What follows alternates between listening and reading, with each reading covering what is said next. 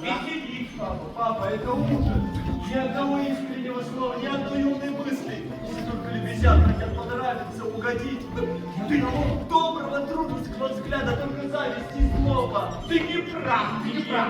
Все любят тебя. Не настраивай себя против них. Там столько молодых, красивых птиц. Девушек из хороших семей. Девушек,